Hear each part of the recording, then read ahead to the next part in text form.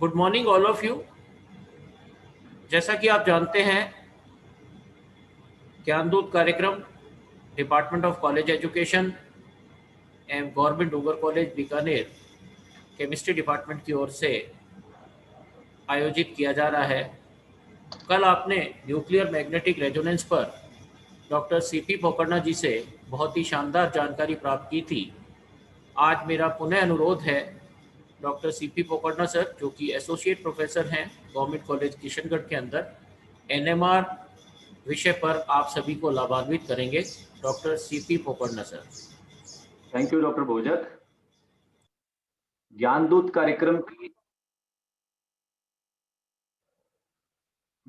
कार्यक्रम की chemistry classes में आप सभी का स्वागत है। आपको मालूम है, आयुक्तालय कॉलेज शिक्षा राजस्थान जयपुर द्वारा ज्ञानदूत कार्यक्रम के माध्यम से आपके लिए कक्षाएं चलाई जा रही हैं। कल हमने एनएमआर के बेसिक्स कंसेप्ट्स पे बात की थी। आज कुछ और कंसेप्ट्स पढ़ेंगे। एनएमआर स्पेक्ट्रा जो होता है वो 4 इंफॉर्मेशन हमें देता है।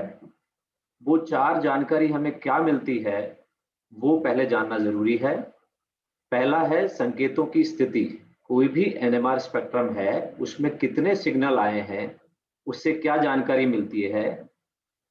The number of signal shows how many different kinds of protons are present.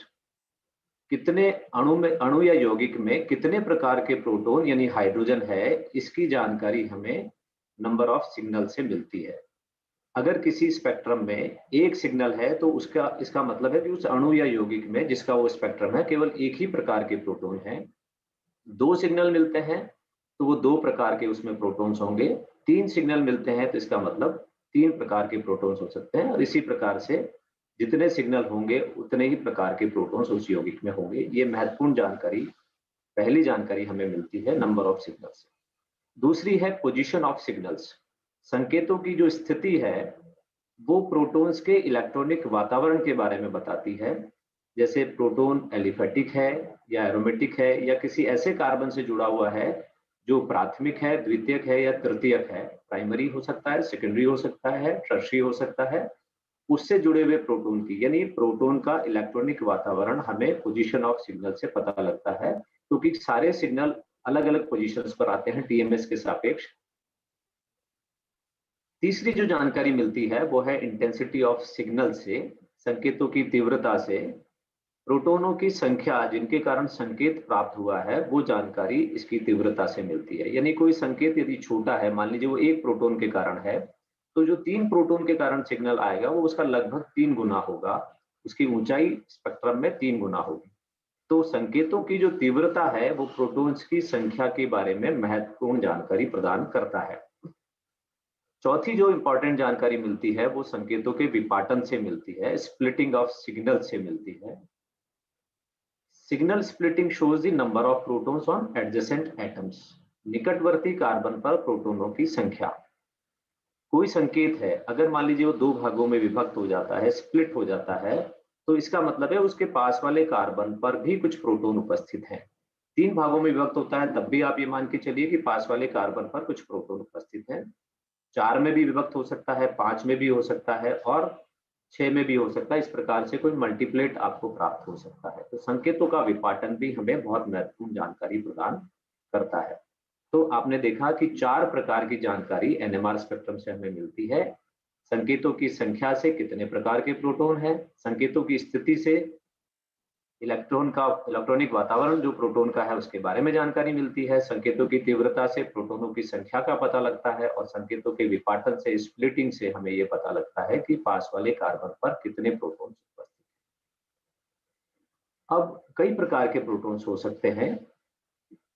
तुल्य अतुल्य प्रोटॉन्स यानी equivalent and non equivalent protons, chemically और मैग्नेटिकली इक्विवेलेंट प्रोटॉन्स, रासायनिक समतुल्य और चुंबक समतुल्य प्रोटॉन्स, होमोटोपिक प्रोटॉन्स, समस्थायी प्रोटॉन्स जिनको कहा जाता है, इनिशियोटोपिक प्रोटॉन्स, प्रतिबिंब रूपी प्रोटॉन और डायस्टीरियोटोपिक प्रोटॉन्स या विब्रिम प्रोटॉन।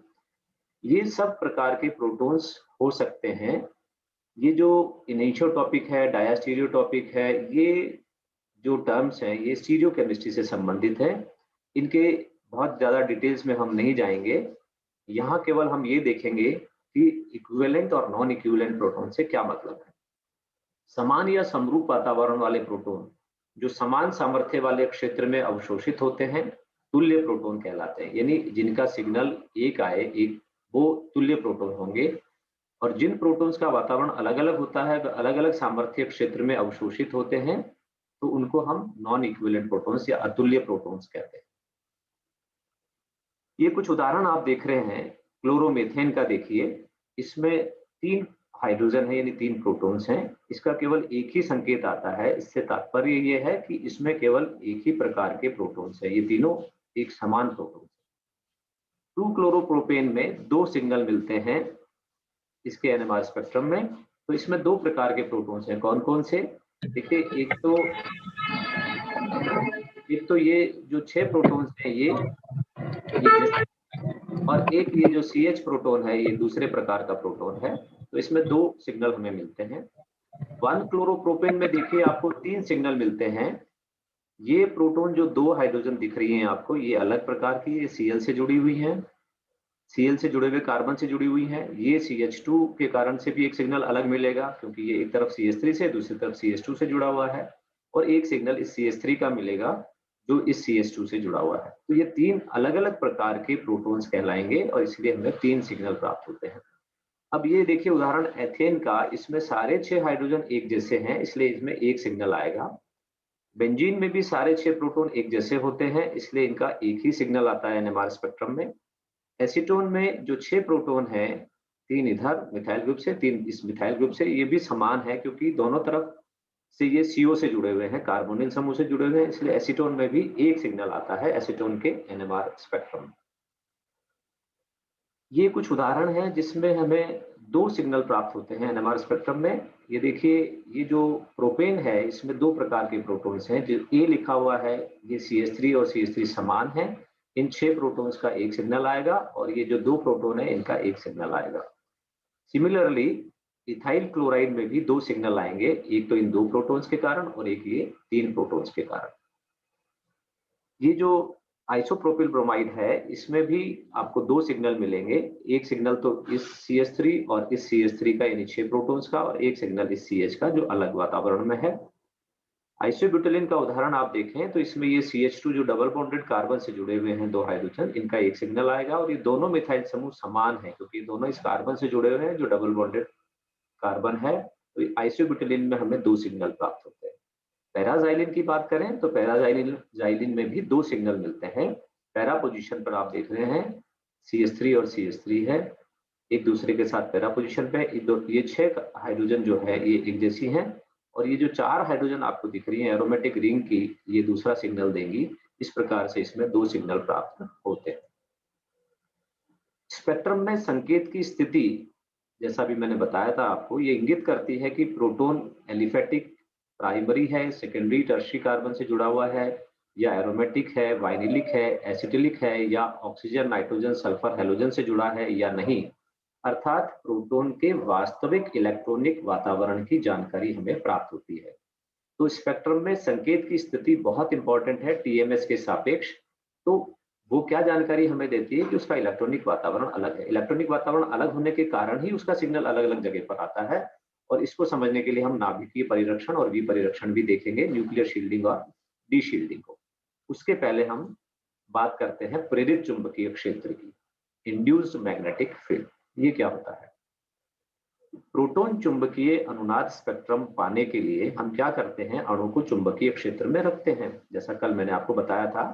तो लगाया गया चुंबकीय क्षेत्र प्रोटॉन के चारों ओर स्थित इलेक्ट्रॉन्स का परिसंचरण शुरू कर देता है।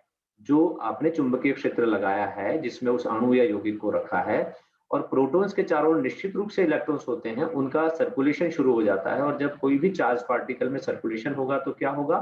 चुंबकीय क्षेत्र उत्पन्न होता है, ये आप जानते हैं।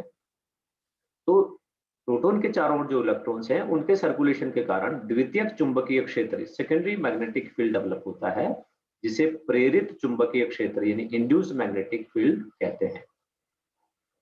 आपको समझ में आया होगा कि what is induced magnetic field. तो ये जो इंड्यूस्ड मैग्नेटिक फील्ड है ये अब 2 तरीके से काम कर सकता है, या तो लगाए गए चुंबकीय क्षेत्र की दिशा में ही काम करे या उसके विपरीत काम करे। ये बहुत इंपॉर्टेंट है। ये जो प्रेरित चुंबकीय क्षेत्र उत्पन्न होता है प्रोटॉन के चारों ओर उपस्थित इलेक्ट्रॉन्स के कारण, वो चुंबकीय क्षेत्र की दिशा में ही काम कर सकता है या उसके विपरीत काम कर सकता है। देखिए, प्रोटॉन से जुड़े हुए इलेक्ट्रॉन सिग्मा भी हो सकते हैं और पाई भी हो सकते हैं। तो अगर उसके आसपास सिग्मा इलेक्ट्रॉन्स हैं, तो सिग्मा बंध के जो इलेक्ट्रॉन्स होते हैं उनके कारण जो प्रेरित चुंबकीय क्षेत्र उत्पन्न होता है, इंड्यूस्ड मैग्नेटिक फील्ड उत्पन्न होता है, वो लगाए गए चुंबकीय क्षेत्र के हमेशा विपरीत कार्य करता है। वो कभी भी उसकी दिशा में ही कार्य नहीं करेगा, वो उसको अपोज करेगा। Induced magnetic field will oppose the applied magnetic field. ये पहली बात।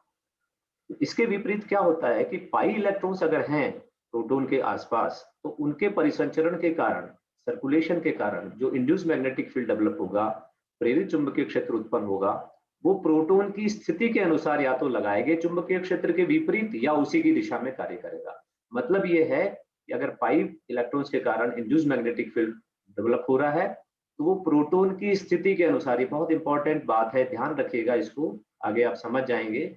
प्रोटॉन की स्थिति के अनुसार लगाए गए चुंबकीय क्षेत्र के विपरीत या उसी की दिशा में कार्य करता है। देखिए, एसिटिलीन में पाई इलेक्ट्रॉन्स हैं और यहाँ ये विपरीत दिशा में कार्य करता है। कौन? Induced magnetic field. और जब विपरीत दिशा में कार्य करता है तो प्रभावी चुंबकीय क्षेत्र को कम करता है। आप जानते हैं कि हम चुंबकीय क्षेत्र लगा रहे हैं और एसिटिलीन के पाई इलेक्ट्रॉन्स के परिसंचरण के कारण जो मैग्नेटिक फील्ड डेवलप हो रहा है, इंड्यूस्ड मैग्नेटिक फील्ड, वो उसको अपोज करेगा, उसको विपरीत कार्य करेगा, उसको धकेलेगा।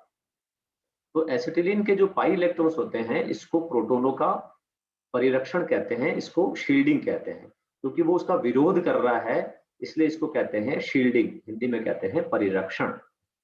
इस अवस्था में लगाए गए चुंबकीय क्षेत्र की तीव्रता को बढ़ाए जाने की आवश्यकता होती है, जिससे अवशोषण हो सके तथा संकेत यानी सिग्नल प्राप्त हो सके। तो ये बहुत इंपॉर्टेंट बात है, आप इसको ध्यान से समझिएगा कि जो इलेक्ट्रॉन्स का परिसंचरण है, वो परिरक्षण है, शील्डिंग जो है वो क्या कर रहा है, विपरीत दिशा में कार्य कर रहा लगाए गए चुंबकीय क्षेत्र के। तो आपको और ज्यादा चुंबकीय क्षेत्र की आवश्यकता पड़ेगी, तो जिससे कि अवशोषण हो सके और सिग्नल हमें प्राप्त हो सके। तो परिरक्षण यानी शील्डिंग के कारण संकेत हमेशा उच्च क्षेत्र की ओर, जैसा मैंने कल आपको बताया था, उच्च क्षेत्र मतलब टीएमएस की तरफ, अपफील्ड की ओर सिग्नल प्राप्त होगा। तो आप ध्यान रखिएगा, जब शील्डिंग होती है तो सिग्नल अपफील्ड जाएगा। ये देखिएगा टीएमएस हीरा, और ये जो सिग्नल है, ये जो सिग्नल देख रहे हैं आप, ये सिग्नल टीएमएस के नजदीक है। इसका कारण ये है कि ये शील्डेड प्रोटॉन्स के कारण है, परिरक्षित प्रोटॉन्स के कारण सिग्नल आ रहा है, क्योंकि ये टीएमएस की तरफ है, टीएमएस के नजदीक है। अब दूसरी बात, यदि लगाए गए चुंबकीय क्षेत्र की दिशा में ही कार्य करे, कौन? इंड्यूस्ड मैग्नेटिक फील्ड, तो प्रोटॉन पर प्रभावी चुंबकीय क्षेत्र में क्या होगी? वृद्धि हो जाएगी। It will reinforce the applied magnetic field, जिससे अवशोषण के लिए लगाए गए चुंबकीय क्षेत्र की कम तीव्रता की आवश्यकता पड़ती है। आपको कम चुंबकीय क्षेत्र देंगे तब भी सिग्नल आ जाएगा, अवशोषण हो जाएगा। इसका मतलब है कि संकेत कहाँ आएगा? निम्न क्षेत्र, डाउन फील्ड की ओर आएगा, away from the TMS, TMS से दूर आएगा, जैसा बेंजीन में होता है, हम अभी देखेंगे। और इसको हम कहते हैं डी शील्डिंग या वी परिरक्षण। वी परिरक्षण का मतलब है कि इंड्यूस्ड मैग्नेटिक फील्ड उसी दिशा में कार्य कर रहा है जिस दिशा में आप चुंबकीय क्षेत्र लगा रहे हैं, इसलिए कम चुंबकीय क्षेत्र की आवश्यकता पड़ती है। कम आप सामर्थ्य वाला क्षेत्र लगाएंगे तभी आपको सिग्नल मिल जाएगा। तो वी परिरक्षण से संकेत निम्न क्षेत्र की ओर तथा परिरक्षण से संकेत उच्च क्षेत्र की ओर प्राप्त होते हैं। ये बहुत इंपॉर्टेंट लाइन है, आप ध्यान रखिएगा इसका। और इस डायग्राम से आप इसे और समझ सकते हैं। ये टीएमएस का 0 पे सिग्नल है, केमिकल शिफ्ट इधर बढ़ती जा रही है, अपन जब दाएं से बाएं ओर जा रहे हैं 10 की तरफ। ये जो एरिया है ये अपफील्ड को बता रहा है, अपफील्ड क्षेत्र, और ये डाउनफील्ड को बता रहा है, निम्न क्षेत्र को। तो जो डाउनफील्ड में जो सिग्नल आ रहे हैं वो डी शील्डेड प्रोटॉन्स के आ रहे हैं, और इधर जो सिग्नल आएंगे वो शील्डेड प्रोटॉन्स के आएंगे। तो आप ध्यान रखिएगा, डी से डी को ध्यान रखिएगा। डी शील्डेड प्रोटॉन्स का मतलब डाउनफील्ड शिफ्ट और शील्डेड प्रोटॉन्स का मतलब अपफील्ड शिफ्ट। तो ये वी परिरक्षण के कारण सिग्नल निम्न क्षेत्र की ओर, परिरक्षण के कारण सिग्नल उच्च क्षेत्र की ओर प्राप्त होता है। इस प्रकार प्रोटॉन का परिरक्षण एवं विपरिरक्षण जो होता है वो लगाए गए चुंबकीय क्षेत्र के सापेक्ष अणु के विन्यास पर निर्भर करता है। ये बहुत ही इंपॉर्टेंट बात है कि अणु का विन्यास कैसा है लगाए गए चुंबकीय क्षेत्र के सापेक्ष, तभी उससे हम पता कर सकते हैं कि उसमें शील्डिंग होगी या डीशील्डिंग होगी। और इसको हम विषम देशिक प्रभाव कहते हैं, एनाइसोट्रॉपिक इफेक्ट कहते हैं। एनाइसोट्रॉपी क्या होती है? एनाइसोट्रॉपी का मतलब होता है नॉन यूनिफॉर्म, यानी असमान। इसका मतलब है कि मैग्नेटिक एनाइसोट्रॉपी जो होती है उसका अर्थ है नॉन यूनिफॉर्म मैग्नेटिक फील्ड, असमान चुंबकीय क्षेत्र। पाई इलेक्ट्रॉन सिस्टम्स जो होते हैं जिनमें ऐसे यौगिक जिनमें पाई इलेक्ट्रॉन्स होते हैं, जैसे एरोमेटिक यौगिक हैं, एल्कीन्स हैं, एल्काइंस हैं, कार्बोनिल यौगिक हैं, इनमें क्या करता है कि जो इलेक्ट्रॉन्स का जो पाई सिस्टम है वो अप्लाइड फील्ड के साथ में, इंड्यूस मैग्नेटिक फील्ड के साथ में मिल जाता है और एनाइसोट्रॉपिक का कारण बनता है, यानी असमान चुंबकीय क्षेत्र उत्पन्न हो जाता है। इसके परिणाम स्वरूप एक प्रोटॉन 3 प्रकार के क्षेत्र अनुभव करता है। आप पढ़ चुके हैं सारे। वो 3 प्रकार के क्षेत्र कौन से हैं? एक तो जो लगाया गया चुंबकीय क्षेत्र उसको अनुभव करता है, दूसरा the shielded field of the valence electrons, यानी जो सहसंयोजी इलेक्ट्रॉन्स हैं उनका जो शील्डिंग के कारण क्षेत्र है वो अनुभव होता है, और तीसरा होता है field due to the pi system, pi electrons के कारण तीसरा फील्ड उनको अनुभव होता है। तो अब बात जो इंपॉर्टेंट है वो क्या है कि depending on the position of the proton in this third field, pi system के सापेक्ष या पाई सिस्टम कहाँ है उसके सापेक्ष प्रोटॉन की स्थिति क्या है, वो उसी पोजीशन को डिसाइड करेगा।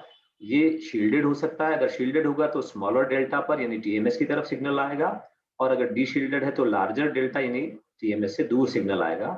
और ये it implies that the energy required for and the frequency of the absorption will change. इसका मतलब है कि प्रोटॉन की जो स्थिति है पाई इलेक्ट्रॉन सिस्टम के सापेक्ष, उसके कारण से एब्जॉर्प्शन की, अवशोषण की आवृत्ति और ऊर्जा में परिवर्तन आ जाता है। तो ये विषम देशिकता को आपने समझा।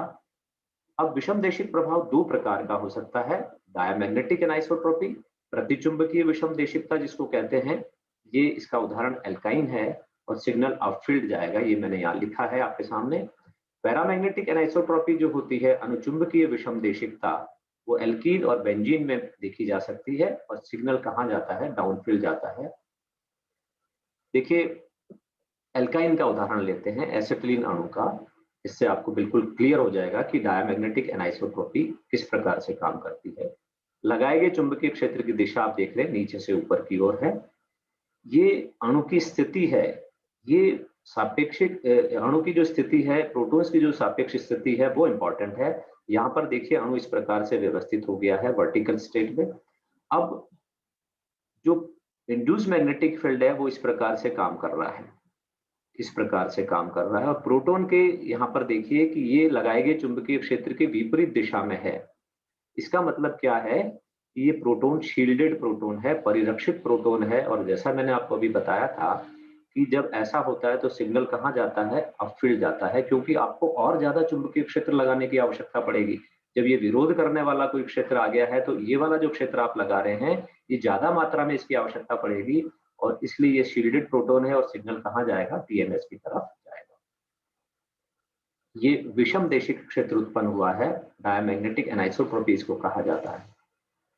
ये इस चित्र से भी आप समझ सकते हैं कि ये बेलनाकार आवरण है इलेक्ट्रॉन्स का एसिटिलीन के अणु में या किसी एल्काइन के अणु में। ये इंड्यूस्ड मैग्नेटिक फील्ड की दिशा है, प्रेरित चुंबकीय क्षेत्र की दिशा है, जो विरोध कर रही है लगाए गए चुंबकीय क्षेत्र की दिशा का। इसलिए ये जो प्रोटॉन्स है वो शील्डेड प्रोटॉन है और सिग्नल कहाँ जाएगा? अपफील्ड जाएगा। अब एल्कीन की बात करते हैं। तो एल्कीन में प्रोटॉन्स देखिए आप, ये एक समतलीय अणु होता है और इसमें ये प्रोटॉन है एक, ये दूसरा, ये तीसरा और ये चौथा। लगाए गए चुंबकीय क्षेत्र की दिशा आप देख रहे हैं वही है। इंड्यूस मैग्नेटिक फील्ड इस प्रकार से डेवलप हो रहा है। प्रोटॉन के सापेक्ष देखेंगे तो ये इंड्यूस मैग्नेटिक फील्ड जो है, सेकेंडरी मैग्नेटिक फील्ड जो है वो इधर ही जा रहा है जिस दिशा में आप लगाया गया चुंबकीय क्षेत्र जा रहा है।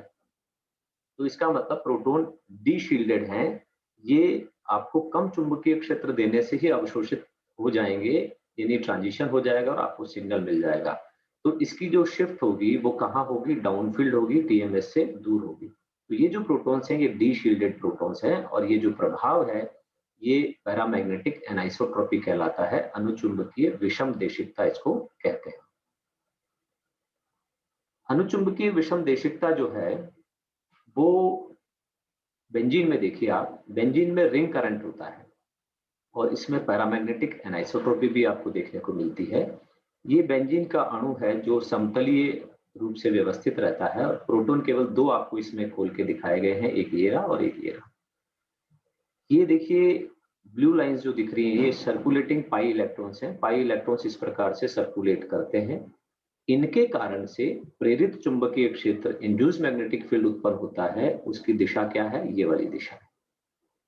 तो प्रोटॉन के सापेक्ष आप यहाँ भी यही देख रहे हैं कि ये भी उसी दिशा में है जिस दिशा में लगाया गया चुंबकीय क्षेत्र, ये अपना लगाया गया चुंबकीय क्षेत्र की दिशा है और प्रोटॉन के सापेक्ष प्रेरित चुंबकीय क्षेत्र की दिशा भी यही है। इसलिए ऐसे प्रोटॉन क्या कहलाते हैं, डी शील्डेड प्रोटॉन्स कहलाते हैं, विपरिरक्षित प्रोटॉन्स कहलाते हैं। और इसी कारण से एरोमेटिक प्रोटॉन्स का जो सिग्नल आता है वो टीएमएस के सापेक्ष डाउनफील्ड आता है, 6.5 से और नीचे की तरफ आता है। तो इसलिए आप याद रखिएगा एल्कीन और बेंजीन में पैरामैग्नेटिक एनाइसोट्रॉपी के कारण डीशील्डिंग होती है और डीशील्डिंग के कारण सिग्नल डाउनफील्ड आता है। यहाँ देखिए आप, तुलनात्मक रूप से आपको इस चित्र में दिखाया है कि ये एल्काइन के प्रोटॉन्स हैं जो इस प्रकार से व्यवस्थित हैं और ये शील्डेड हैं और बेंजीन वाले के जो प्रोटॉन्स ये बाहर निकले हुए हैं और ये इंड्यूस मैग्नेटिक फील्ड की दिशा में ही हैं, ये डी शील्डेड प्रोटॉन्स हैं। तो यहाँ जो फील्ड एक्सपीरियंस होगा इस प्रोटॉन द्वारा एल्काइन में वो अप्लाइड माइनस इंड्यूस होगा, इसीलिए आपको ज्यादा फील्ड देना पड़ेगा। और यहाँ पर फील्ड एक्सपीरियंस जो होता है वो अप्लाइड प्लस इंड्यूस्ड होता है। लगाया गया चुंबकीय क्षेत्र और इंड्यूस मैग्नेटिक फील्ड दोनों एक ही दिशा में कार्य करते, दोनों जुड़ जाते हैं, इसलिए आपको कम चुंबकीय क्षेत्र दिए जाने की आवश्यकता पड़ती है और हमें सिग्नल मिल जाता है। अब आप बताइए एल्डिहाइडिक प्रोटॉन में कैसा होगा। एल्डिहाइडिक प्रोटॉन में आपको दो प्रभाव देखने को मिलेंगे। एक तो आप जानते हैं कि जो कार्बोनिल समूह होता है उसका इलेक्ट्रॉन आकर्षी प्रभाव होता है, it is electron withdrawing group, electrons को अपनी ओर आकर्षित करता है, यानी हाइड्रोजन की तरफ से इलेक्ट्रॉन्स इस CO की तरफ ज्यादा आकर्षित होते हैं। और दूसरा पैरामैग्नेटिक एनाइसोट्रॉपी होती है, अनुचुंबकीय विषम देशिकता होती है, जो चुंबकीय क्षेत्र की दिशा में ही कार्य कर रही है। प्रेरित चुंबकीय जो क्षेत्र है वो लगाए गए चुंबकीय क्षेत्र की दिशा में ही कार्य कर रहा है, इसलिए आपको कम चुंबकीय क्षेत्र की आवश्यकता पड़ती है। और आप आगे पढ़ेंगे कि इसका सिग्नल और डाउनफील्ड आता है, एरोमेटिक प्रोटॉन से भी ज्यादा डाउनफील्ड चला जाता है और जाता है ये सिग्नल 9 से 10 ppm के बीच में। तो एल्डिहाइडिक प्रोटॉन्स जो होते हैं वो डाउनफील्ड क्यों जाते हैं आपको समझ में आ गया होगा। दो कारण आपको बताने हैं, एक तो पैरामैग्नेटिक एनाइसोट्रॉपी, अनुचुंबकीय विषम देशिकता, और दूसरा कार्बोनिल समूह का इलेक्ट्रॉन विड्रॉइंग प्रभाव। अब बात करते हैं हम केमिकल शिफ्ट की। हमने कहा कि टीएमएस के सापेक्ष सिग्नल डाउनफील्ड आता है, अपफील्ड आता है, लेकिन ये है क्या, केमिकल शिफ्ट क्या है? इसको हिंदी में कहते हैं रासायनिक विस्थापन और इसको रासायनिक स्मृति भी लिखा जाता है। आपको कल बताया था कि टीएमएस के सापेक्ष हम सिग्नल को लेते हैं, आज भी कई बार इसकी चर्चा की है। इसको संदर्भ यौगिक के रूप में लिया जाता है। सवाल उठता है क्यों लेते हैं? रासायनिक बंधों के इलेक्ट्रॉन के परिरक्षण से संकेत उच्च क्षेत्र की ओर और विपरिरक्षण के कारण संकेत निम्न क्षेत्र की ओर विस्थापित हो जाता है, जैसा आपने भी देखा। अर्थात इलेक्ट्रॉनिक वातावरण के आधार पर प्रोटॉन चुंबकीय अनुनाद में स्पेक्ट्रम में संकेत प्राप्त होते हैं और ये संकेत एक यौगिक के सापेक्ष प्राप्त किए जाते हैं। अब ये यौगिक जो मैंने बताया आपको संदर्भ यौगिक है, इसके सापेक्ष संकेत प्राप्त किए जाते हैं, सिग्नल प्राप्त किए जाते हैं। ये टेट्रा मिथाइल साइलेन है, आप इसको ध्यान से देखिएगा। इसमें 4 मैथिल समूह सिलिकॉन से जुड़े हुए हैं, यानी 12 इसमें प्रोटॉन है और 12 एक जैसे नजर आ रहे हैं ना आपको, 12 कोई अलग अलग नहीं है, सबका वातावरण एक ही है, इसलिए इनका सिग्नल जो आएगा वो याद रखिएगा एक आएगा। अब ये क्यों लेते हैं? इसका पहला कारण है कि इसमें 12 रासायनिक तुल्य यानी केमिकली इक्विवेलेंट प्रोटॉन्स होते हैं, इसलिए इसकी बहुत कम मात्रा से ही एनएमआर में स्ट्रॉन्ग यानी प्रबल सिग्नल प्राप्त होता है। ये पहला कारण है कि 12 प्रोटॉन्स यानी मात्रा बहुत ज्यादा है प्रोटॉन्स की, इसलिए सिग्नल की इंटेंसिटी अच्छी होगी और वो जो सिग्नल आएगा वो एक ही आएगा क्योंकि इसमें 12 के 12 प्रोटॉन केमिकली इक्विवेलेंट है।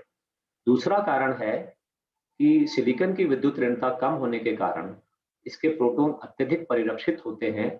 इसी कारण इसका संकेत सामान्य कार्बनिक यौगिकों में उपस्थित प्रोटॉनों के संकेतों से उच्च क्षेत्र यानी अपफिल्ड, और हम जानते हैं टीएमएस का जो सिग्नल होता है वो प्राप्त होता है। अपफिल्ड सबसे ज्यादा अपफिल्ड प्राप्त होता है, उसी को हम टीएमएस कहते हैं और उसको डेल्टा 0.0 ppm लिखा जाता है। तो ये संदर्भ के रूप में प्राप्त होता है हमें। तीसरा कारण है ये अधिकांश कार्बनिक विलायकों में जो एनएमआर में काम में लिए जाते हैं, जो कल मैंने आपको बताए थे ड्यूट्रेटेड सॉल्वेंट्स, उसमें ये सॉल्युबल होता है। It is soluble in almost all deuterated solvents which are used in NMR spectroscopy.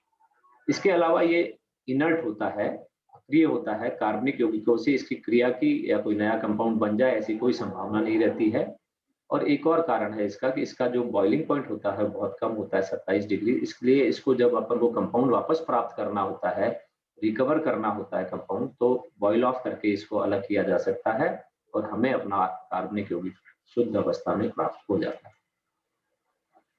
अब यौगिकों के प्रोटॉनों का रासायनिक विस्थापन इसी संदर्भ संकेत के सापेक्ष प्राप्त किए जाते हैं और इसे ही रासायनिक विस्थापन कहते हैं। The shift of an NMR signal from this signal of TMS, ये टीएमएस है और इसका विस्थापन हर्ट्ज में इस प्रकार से बढ़ता जा रहा है। ये निम्न क्षेत्र की ओर बढ़ रहे हैं। किसी प्रोटॉन का रासायनिक विस्थापन हर्ट्ज में उपकरण की आवृत्ति पर निर्भर करता है। उच्च आवृत्ति है तो अधिक विस्थापन होगा। मान लीजिए कोई इंस्ट्रूमेंट 300 मेगाहर्ट्ज का है तो उसका विस्थापन भी ज्यादा होगा। अगर 100 मेगाहर्ट्ज का है तो उसका विस्थापन उसकी तुलना में कम होगा। ये यहाँ समझना बहुत जरूरी है। रासायनिक विस्थापन को जब हर्ट्ज में दर्शाते हैं तो बाह्य चुंबकीय क्षेत्र के सामर्थ्य के समानुपाती होता है। ध्यान रखिएगा, रासायनिक विस्थापन केमिकल शिफ्ट को जब हर्ट्ज में दर्शाते हैं तो बाह्य चुंबकीय क्षेत्र के सामर्थ्य के समानुपाती होता है। प्राय अलग अलग चुंबकीय क्षेत्र सामर्थ्य के स्पेक्ट्रोमीटर का उपयोग किया जाता है। अतः जरूरी है कि रासायनिक विस्थापन को बाह्य चुंबकीय क्षेत्र सामर्थ्य रहित इकाई के रूप में दर्शाया जाए। इसके लिए रासायनिक विस्थापन में स्पेक्ट्रोमीटर की आवृत्ति का भाग देकर प्राप्त किया जाता है डेल्टा को। जैसे ये टीएमएस से रासायनिक विस्थापन हर्ट्ज में है, टीएमएस के सापेक्ष कितने हर्ट्ज विस्थापन हुआ है वो अपन यहाँ लिखेंगे। उपकरण की जो ऑपरेटिंग फ्रीक्वेंसी है, प्रचालन आवृत्ति है, वो भी हर्ट्ज में यहाँ लिखेंगे और मल्टीप्लाई करेंगे 10⁻⁶ से, तो हमें डेल्टा इकाई रहित प्राप्त होगा। किसी प्रोटॉन के लिए डेल्टा का मान 60 मेगाहर्ट्ज या 100 मेगाहर्ट्ज पर समान होता है, ये ध्यान रखिएगा। जैसा मैंने बताया कि 100 वाट का बल्ब जलाएं या हजार वाट का बल्ब जलाएं, कोई फर्क नहीं पड़ेगा, क्योंकि उसमें बस रेजोल्यूशन अच्छा हो जाएगा, साफ दिखेगी कोई चीज, लेकिन उसका जो सिग्नल आएगा वो एनएमआर स्पेक्ट्रम में एक ही स्थान पर आएगा। जैसे 60 मेगाहर्ट्ज का इंस्ट्रूमेंट लिया है तो नीचे 60 × 10⁶ लिखा है और वो 60 हर्ट्ज पर आपको प्राप्त हो रहा है सिग्नल, तो यहाँ 60 लिख दीजिए, आपका डेल्टा आएगा, जो केमिकल शिफ्ट आएगी वो 1.0 ppm आएगी। 100 मेगाहर्ट्ज के इंस्ट्रूमेंट पे आपने ये 100 मेगाहर्ट्ज का इंस्ट्रूमेंट नीचे लिखा हर्ट्ज में बदल करके, और 100 हर्ट्ज पर सिग्नल विस्थापित होगा, केमिकल शिफ्ट 100 हर्ट्ज पे जाएगी, तो डेल्टा स्केल पे 1 ppm आएगा। दो पैमाने हैं केमिकल शिफ्ट को नापने के लिए, डेल्टा स्केल और टाउ स्केल। टाउ जो होता है उसका रिलेशन ये है कि इसको निकालना हो तो 10 में से डेल्टा को घटा दीजिए, 10 - डेल्टा इज टाउ स्केल। ये दोनों इकाइयां क्षेत्र रहित होती है क्योंकि किसी उपकरण की प्रचालन आवृत्ति चुंबकीय क्षेत्र के समानुपाती होती है, जैसा मैंने आपको बताया था। अब एक उदाहरण और ले लेते हैं। बेंजीन के प्रोटॉन जो 6 हैं उनका रासायनिक विस्थापन 60 मेगाहर्ट्ज के उपकरण पर टीएमएस के सापेक्ष 436 हर्ट्ज पर आता है और 300 मेगाहर्ट्ज के उपकरण पर 1281 हर्ट्ज पर प्राप्त होता है। तो अब जिस सूत्र को भी मैंने बताया था उस सूत्र में ये वैल्यूज रखेंगे तो 7.27 ppm आएगा और इसमें भी 7.27 ppm आएगा। ये 436 है यहाँ पर वैल्यू, इंस्ट्रूमेंट 60 मेगाहर्ट्ज का है और जो 300 मेगाहर्ट्ज का इंस्ट्रूमेंट है उसमें ये विस्थापन 2181 हर्ट्ज है। तो इस प्रकार से आपने देखा कि डेल्टा स्केल पर ये दोनों 7.27 ppm पर आता है। और क्योंकि मेगाहर्ट्ज में इसको दर्शाया जाता है प्रचालन आवृत्ति को और उसको हर्ट्ज में लेते हैं, इसलिए डेल्टा की इकाई पार्ट्स पर मिलियन में दर्शाई जाती है। ये बेंजीन का एक ही सिग्नल प्राप्त होता है 7.23 पे, वो 6 प्रोटॉन एक जैसे हैं, एक सिग्नल आता है और ये इस प्रकार से आप देख रहे हैं कि हम इसको 7.27 को कैलकुलेट करते हैं। ये इस चित्र से भी और समझ सकते हैं कि 60 मेगाहर्ट्ज के इंस्ट्रूमेंट पे जो आवृत्ति है वो इस प्रकार से यहाँ तक पहुंची और 300 मेगाहर्ट्ज 5 गुना क्षमता वाला अगर आपने इंस्ट्रूमेंट लिया है तो ये आवृत्ति भी 5 गुना बढ़ जाएगी, लेकिन डेल्टा स्केल आप देख रहे हैं 0 से 10 तक ही है। यानी जो आवृत्ति यहाँ पर 120 हर्ट्ज है वो यहाँ पर 600 हर्ट्ज है। इस प्रकार से आप आवृत्ति की, ये डेल्टा की गणना कर सकते हैं। ये कुछ प्रश्न हैं आपके लिए जो आप उनके हल उस पर कर सकते हैं, चैट बॉक्स में दे सकते हैं। कितने सिग्नल प्राप्त होंगे नॉर्मल ब्यूटेन के पीएमआर स्पेक्ट्रम में, कितने स्पेक्ट्रम प्राप्त होंगे नियोपेंटेन के स्पेक्ट्रम में, एक पीएमआर स्पेक्ट्रम में सिग्नल डेल्टा 2.78 आता है, टाउ पर इसका रासायनिक विस्थापन कितना होगा ये आपको बताना है तीसरे प्रश्न में। और चौथे प्रश्न में परिरक्षण के कारण सिग्नल आता है टीएमएस की तरफ या टीएमएस से दूर, इन दोनों में से कोई एक उत्तर है वो आपको बताना है। तो आज जो मैंने आपको बताया है, शील्डिंग डीशील्डिंग क्या होती है, केमिकल शिफ्ट क्या होती है, कल इसके आगे हम और आगे पढ़ेंगे splitting of the signals, coupling constant के बारे में पढ़ेंगे। Thank you very much doctor CP Pokarna sir, आपका बहुत बहुत धन्यवाद और आभार। बहुत अच्छे तरीके से आपने एनएमआर के बारे में विस्तार से बताया। Thank you very much. Thank you बोले सर। रिकॉर्डिंग रुक गई है सर, लाइव भी रुक गया है। जी सर।